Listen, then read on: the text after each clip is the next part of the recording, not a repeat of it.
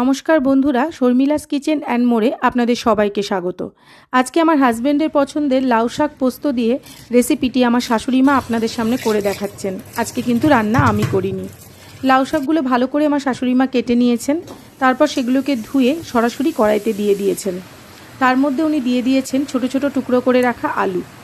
এর মধ্যেই হলুদ, শুকনো লঙ্কার গুঁড়ো সামান্য এবং লবণ দিয়ে ভালো করে লাউ শাকটা গ্যাসের আঁচ কমিয়ে দিয়ে হতে দিয়েছেন সেদ্ধ।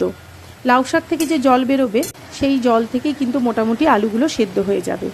তারপর উনি এর মধ্যে দিয়ে দিয়েছেন বেটে রাখা পোস্ত এবং পোস্ত ধোয়া জলটাও এর মধ্যে উনি ব্যবহার করেছেন। তারপরে ভালো করে লাউ শাক সেদ্ধ হয়ে এলে এর মধ্যে সামান্য মিষ্টি বা চিনি এর মধ্যে উনি দিয়ে দিয়েছেন। আপনারা চাইলে মিষ্টিটা স্কিপও করতে পারেন। তারপর এই সমস্ত শাকটা একটা পাত্রে ঢেলে রেখে ওই কড়াইতেই তেল, সর্ষের তেল দিয়েছেন 2 পলা মতো, তার মধ্যে শুকনো লঙ্কা, 5 ফোড়ন এবং 4-5 কোয়া মতো রসুন।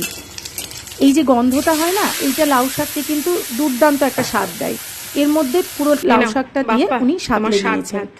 তৈরি হয়ে গিয়েছে আমার হাজবেন্ডের পছন্দের লাউ শাক। বাড়িতে অবশ্যই ট্রাই করবেন। তোমার তো শাক ভাতই ভাল লাগে, খাও। শাক ভালো বলতে নেই।